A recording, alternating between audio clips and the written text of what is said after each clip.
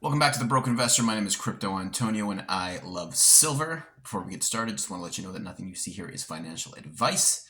This is for entertainment purposes only. Do your own research on any investment, blockchain, trade, asset, etc. So today, let's talk a little bit about the Bitcoin Strategic Reserve. We've been hearing it over and over and over and over again, how Donald Trump is going to be bringing a strategic Bitcoin reserve potentially to the United States and what that's going to do. Obviously, we know what this means. This means this is huge. This means that the price of Bitcoin is going to continue to rally because we're going to have the world's biggest buyer, the United States government, getting in, and they're going to be on a race with Michael Saylor and MicroStrategy to see who is going to have the most Bitcoin in the world. Because I think MicroStrategy has like, I don't know, like 200,000 Bitcoin or something crazy like that. So yeah, I just wanted to talk about that because what that is doing is, let's just be honest, the United States is not the first to get into this Bitcoin reserve thing. That was El Salvador, and basically, hold on, there we go. And basically, what that means is now the United States is playing catch up. They're getting on the Bitcoin bandwagon, and what that's going to do to all allies and foes of the United States means they're going to allocate as well. They're going to allocate because it's now, I've been saying it for years, but it's more risky to be out of Bitcoin than it is to be in Bitcoin. And I've tried telling so many people that, so many people that are worth millions, and they're just like, no, no, no. I get it. When we're successful at something, we stick to it. So yeah, everybody's going to be getting Bitcoin, and you better be getting some yourself. Everybody needs a little bit because I do believe it's going to be a major asset. It's already a major asset. It's just going to increase your net worth and importance on Earth as an individual. So with that being said, I do see people getting lots of it, driving the price higher, and eventually just reaching that pristine collateral status. Right now we have the Bank for International Settlements saying that gold is a tier one asset. I very, very much think that Bitcoin is going to be the tier one asset, followed by gold, just because you can't make more Bitcoin. Bitcoin is finite. It's a finite resource. And gold is not finite. We need more gold. We can go dig some more. We can start up some more mining companies. We can do some more exploring. We can get it if we need it. We can go find it. Can't go and find more Bitcoins. Not even if you had a 51% attack on the network, which means you hack 51% of the computers processing the transactions. There's no way it can be done because it has to literally involve every entity on board. And at this point, that is just way too many people. It's billions of people involved in this now. It's the largest network in human existence. So, very interesting properties for Bitcoin and characteristics that will take it to a tier one asset. So, nations that have Bitcoin will prosper. Nations that do not will be at the mercy of nations who have Bitcoin. Just because Bitcoin is going to be used as the pristine collateral, it's going to be used for in trade. It's going to be used in commerce. It's going to be used as payments. It's going to be maybe not as payments, but it's going to be used as that thing that you want to transact in. When people are going to be asking, it's going to get to the point where people are going to be asking either for dollars, gold, or Bitcoin. I truly believe, or maybe even silver, but Bitcoin's going to be that one that is probably the most attractive. And my mind has always thought, what's going to happen when Bitcoin reaches that kind of that threshold, like the very top, and it just doesn't go up as much as it used to, because eventually it's going to plateau. Eventually it is, and I don't know what's going to happen in the market for it to fluctuate in price, but I'm wondering what's going to happen once it gets to that point. Will it just be the new monetary standard? Will it just be like the de facto standard for any type of money? Will it act as a catalyst to launch other digital assets similar to it that are scarce but not Bitcoin? You know what I'm trying to say? So instead of Bitcoin, let's say we have another Web3 based crypto. It could be any of the ones that are out there now with a fixed supply.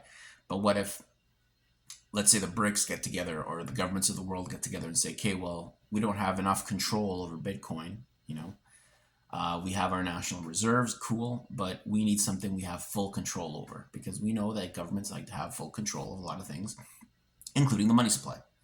and monetary policy. So I question and wonder if one day the powers that be, the governments, corporate, whoever, they all get together behind their closed door meetings and launch their new currency to subvert Bitcoin potentially. Um, is it a long shot? Possibly. Is it possible? Possibly. Just because I know that this world is a stage, and this world is not what we perceive it to be. And who knows, that could be already in the works right now. There could be something going on, maybe with the BRICS or someone else, that they want to subvert Bitcoin, have something similar, but they have more control over. So that's probably a few years ahead. But again, in this space, we have to train our minds to kind of look at what we have, what could be, and what we can let go of, because the space is always changing, and we have to be flexible. Even though I am long term bullish on Bitcoin, I do know that the price does dip, it is manipulated, and I'm willing to flip my position and become a bear when I can, because at the end of the day, I love Bitcoin whether it's going up or down.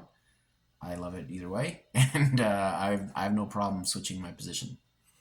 So on the National Strategic Bitcoin Reserve, very interesting asset for nations to have. It's not going to be something that nations can just bomb a military base and steal, like if they were to bomb like a country's gold reserves, or attack a country and raid its gold reserves. You can't really do that with Bitcoin unless you have access to the wallets and the keys and all that stuff. And then it's just harder to keep in a central location. Whereas you have a mountain of gold, thousands and thousands of tons of gold. It's pretty easy to find it. Pretty easy to find a big pile of metal, shiny metal. But digital wallets and keys, how would you invade a country for its Bitcoin at that point? You really can't. You'd have to coerce it to relinquish it another way, which I currently couldn't tell you what it is. But yeah, the Bitcoin Reserve for nations, I think it kind of creates a bit of a level playing field. Like, it kind of resets the stage, with everyone having a little Bitcoin, with Bitcoin flowing through the economies and through the digital wallets of citizens. I think it could potentially be like a national security issue. It is in the States already, and maybe like a personal security issue for individuals too.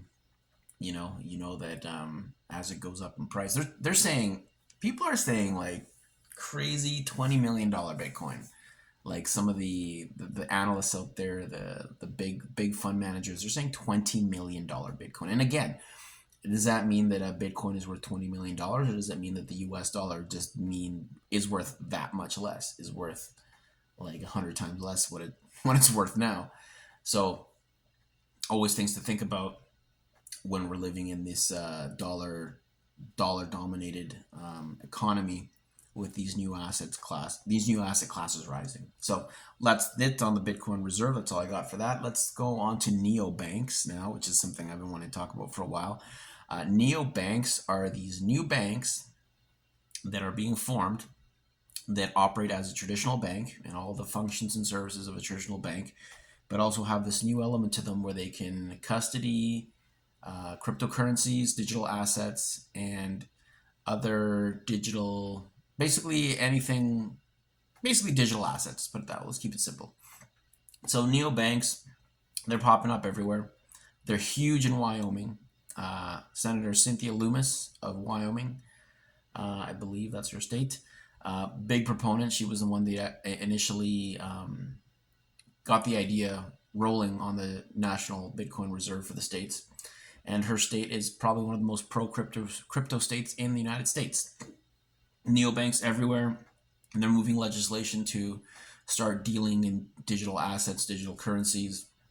And I think this is actually a wonderful thing, because I think like Wyoming, have you ever been to Wyoming? I have. It's very beautiful. Very like traditional state, very old school feeling, like very respectful people. Like I was going through there for business once, and there were people on Sundays that would dress in their like 1800s regalia and like go shopping, go down the streets. Like, it was the most beautiful thing I'd ever seen. I would personally live in Wyoming if they would have me. Beautiful place to be. So they have the most neobanks in the United States right now, and these banks are doing business all over the states and all over the world. And this movement is going to be has to be captured and has to be delivered. The crazy thing is, though, is I think the traditional finance and the traditional banking system will have to adapt to this quickly, because if they don't, this industry in itself could wipe out traditional banking as we know it. Just because traditional banks are brick and mortar businesses, technically, traditionally, they hold assets on site, they have people there. Now that's changing. You have branches with less people in them, more computers. There might be one or two representatives for the whole branch, when before there may have been up to 10, 12, 20, who knows. But now they are scaling back and leaning on to this cloud banking, digital banking kind of interface, which is ironic because in the Web3 space, it's completely on the cloud. It's completely digital. You don't need anything. You don't need, if you want to go get a crypto loan, you don't pull up to a bank. You don't pull up to a building and like show some ID, and like you do it all on chain. You do it all, on the blockchain or digitally. But it's weird because you have these traditional institutes of banks that are typically brick and mortar. And now I think the only thing that's going to keep them surviving is transitioning over to Web3 and digital assets. However, digital assets in Web3 are brickless and mortarless infrastructure. You don't need a building to do Web3 business. You need a cell phone or a laptop. You need something with an internet connection. You don't need an entire building to manage and custody individuals' funds, assets, or information. And that is actually pretty crazy, if you ask me. I find it such a strange dichotomy that the old school bank is now going digital, but they're still going to remain banks. So I don't know if that's going to keep their doors open. I think eventually all banks are just going to be an app. They're going to be an app, and they're going to be a decentralized app, and you will do everything right through that decentralized app. There might be someone in a head office per region somewhere just kind of checking the boxes and just reporting to corporate, but I don't think it's going to hold up as the traditional space. And I've met people in the digital asset space that I don't know what they were thinking, but they literally told me that their business, they're going to have brick and mortar locations for their Web3 services. And I found that to be the craziest thing I've ever heard, because it's not needed. It's not needed, and if people can streamline and become more efficient, they always will. Take some time, but I don't see myself pulling up to a Bank of America and rolling in and being like, "Hey, yeah, can I borrow against my Bitcoin? Can you give me dollars for my Bitcoin?" I don't see that happening. I see it happening on a decentralized app, potentially a centralized app on the blockchain, and that's going to be it. So neobanks, they're going to be taking a lot more roles. Like it's so crazy that these neobanks will be able to operate worldwide. Like I tell people that your house insurance is potentially going to be with a Web3 company in Thailand. That's potentially, with tokenization coming, that's a big one too. With tokenization coming, what's going to happen to these if everything's on the cloud, we're going to have custodians that are overseas. Obviously following the laws and jurisdictions of wherever they're operating in, but it's not going to be this, oh, well, I have to get in my car, drive to a bank, wait in line, take a number, to sit down with financial advisor Bill or whatever, and have him tell me that I'm approved or not approved for this loan. That's not going to be the way. It's going to be, okay, here's your wallet information, here's your personal information, or maybe even your digital ID. Who knows where this is going to go, or some sort of authentication system. Okay, here's your collateral. Here's the service you want. Here are the terms. Smart contract enables it. Boom, it's done, right? So whether you default or whether you pay it off, like the smart contract will handle everything, and it's going to be like an instant thing, like a snap of fingers. You'll be able to get a mortgage, you'll be able to get a loan, you'll be able to borrow against assets, you'll be able to do all these financial transactions that right now are very cumbersome because of the traditional banking system and infrastructure. So again, very weird, that the old custodians are trying to shape themselves into this new thing, when I think it's just going to be the neobanks, basically just getting lighter, like on their feet and on their infrastructure. They're just going to get lighter and lighter, bigger and bigger on business. Their profits are going to soar because they're doing so much business, and they're not going to need the traditional infrastructure and payroll to make it happen. So, neobanks, get one, start one. Business is hot, it's coming, and that's going to be interesting. Let's move along here. What's this? I'm starting to do lists here because I can't be rambling on these videos anymore. So yeah, also crypto is a global asset class. I think we've already covered that plenty. The tokenization is going to be a big thing there. We're going to have this like global platform or multiple global platforms where assets are going to be tokenized. We're going to have like, let's just say a shopping mall. Let's say we have a shopping mall in, I don't know, where's a nice place to go shopping? How about somewhere like, I don't know, Miami? Who cares? You got a tokenized shopping mall in Miami. Let's say I buy a tokenized share fraction of that mall. I'm an owner in that mall. Let's say there's 10,000 owners. Who knows? Let's just say there's 10,000 owners in that mall. Now, this is interesting to me because if I own a tokenized piece of a mall and the mall is operating and collecting rents from its tenants, then that revenue is going to be split 10,000 ways. Obviously, after costs are paid for, right? Like your electricity and whatever a mall needs to run. Profits are split 10,000%, 10,000 ways. So I can actually own a fractionalized share of a commercial asset and maybe buy more of them off other holders and eventually be a larger stakeholder in that mall. That is pretty wild to think of. That is actually pretty crazy, where now we're not going to have individuals or a small pool of individuals as owners who have managed to reach all this capital. It'll be more accessible to the smaller commercial investor or individual. And then that's going to go even further. Like every business is going to can be tokenized, right? Funds can be tokenized. Assets will be tokenized. Like you can have like a tokenized construction business. You can have anything really. Obviously, it's going to get sorted out as to what's profitable, what's not efficient, what's efficient, etc. But yeah, I think where people are going to own a lot of pieces of things like sports teams. Can you imagine a tokenized sports team? Like absolutely wild. And as this evolves and the crypto or digital asset space expands, the payment systems and the value transfer systems are going to be there too. Who knows? Will it be Bitcoin? Will it be some sort of stable coin? Because stable coin legislation is coming. It's coming fast. And you know what? I don't know what stable coins are in. I'm interested to see what's going to happen with the Federal Reserve, the U.S. Federal Reserve, the private for-profit bank that runs the United States. Will they have a say in it? Will it be another issuer?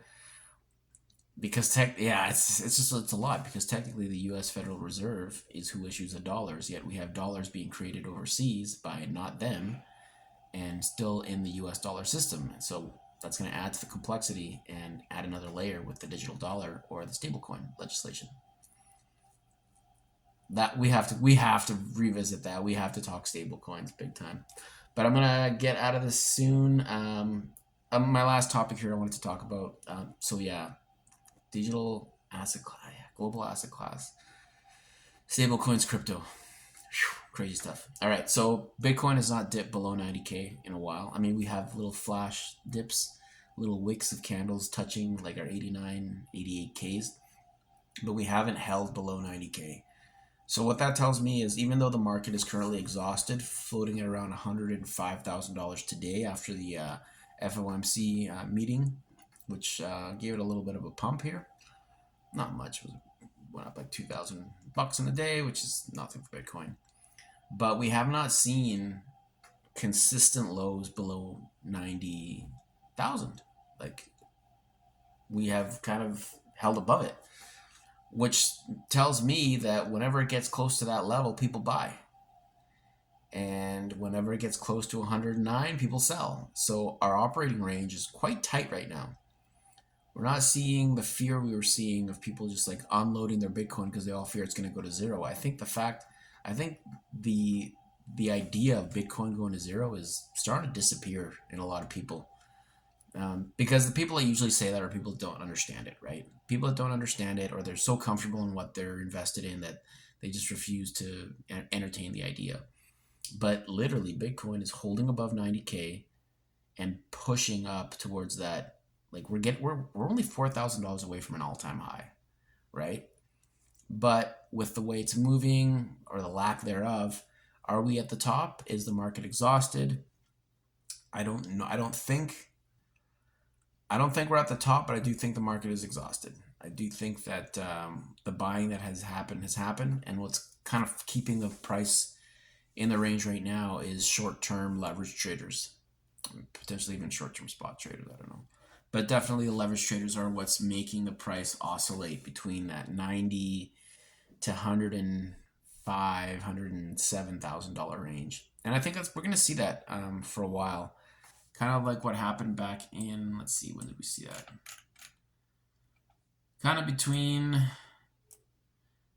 March of 2024 and basically the US election, November. Big sideways range. The bottom of that range getting down to $52,000. It's so crazy that we had a $50,000 Bitcoin just in September. That is wild, like crazy. And then that's when we started having that move up. September, kind of like when the summer ended, you can kind of see that, people come back, school starts, people are back from their summer vacations, and that's really when the rally kind of started. We kind of went from 53,000 to 105. So I think we're going to see something similar to that area. We're going to chop sideways for a bit. I don't know what the catalyst is going to be. I don't know what's going to kind of make this move up another leg. I can tell that the market does want to move up another leg. I don't think there's much room left. I think 120 is pretty generous. People say 150, some even say 180, but the next leg is coming.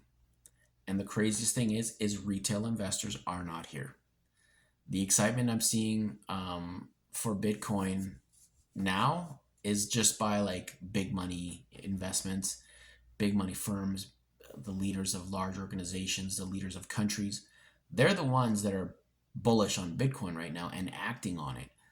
Back in November 2021, everybody was talking about Bitcoin. Like I didn't even know what it was. Like I got in at the top of November 2021. Like I got in when Bitcoin was $69,000 at the very top. And that's some guy I was working with just came up to me. He's like, "Yeah, I have 2 Bitcoins." And I was like, what's a Bitcoin? And he's like, "Oh, it's this thing." And like it was such a show. It was some guy. He had 2, but he didn't have his keys. But he still had 2 Bitcoin. He just didn't have the keys for them, right? I didn't know that at the time. But that level of excitement at the retail level was just it's not around right now. Like it's just people know about it and they're like, "Oh yeah, whatever." But I don't see like when the friends that I watch racing with start coming to me about Bitcoin, I know that the top is in. Like the top is coming in, and they're just no one really cares right now. If it's in the news, like they'll kind of like repeat a little bit, but that interest, that FOMO that we saw at the height of November 2021, not there at all.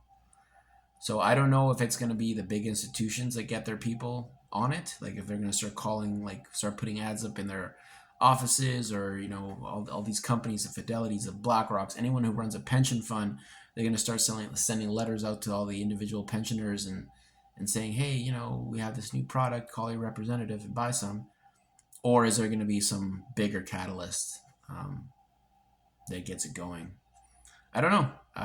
Not sure why retail isn't here right now. The retail that is here, we've been here the whole time. And just the new money isn't really coming in from the retail investors. And it's hard to map that. It's hard to really gauge that sentiment as to why they're not engaging with Bitcoin or with crypto as much as they did then. It could be because, this is just a hypothesis here, when Bitcoin kind of crashed in 2022, when we hit like the $15,000, It could just be that people thought it was over and it was done, and they just turned their minds off to it. But again, with the amount of coverage it's getting on the media, it's not done. So we'll keep watching. We'll see this sideways range continue. I think it's going to be a sideways range for a while. It looks like it wants to pop again. It wants to go up again, but I don't know if we got to trace back down, because the thing is we don't last in the 90s. Like, we don't last very long. We had a range. When was it? From about, yeah, okay. I'm lying. I think if we dip down, we're dipping down to 90, 89 max. Like, it's just the market's just not letting it go further than that. People are just seeing it's too much of an opportunity. So yeah, maybe we'll hold like this and pop. Anyways, that's enough of me rambling. You can tell I've run out of material. So anyways, my name is Crypto Antonio. I'm the Broke Investor. I want to thank my 9 subscribers, all 9 of you. You're very special to me. Thank you for subscribing. Please like, hit the bell notification, subscribe, and leave comments. Let me know what you want me to cover. Give me your thoughts, or if I'm crazy, or if you got a better idea, let me know. All right? Take care, and we'll see you on the next one. Bye.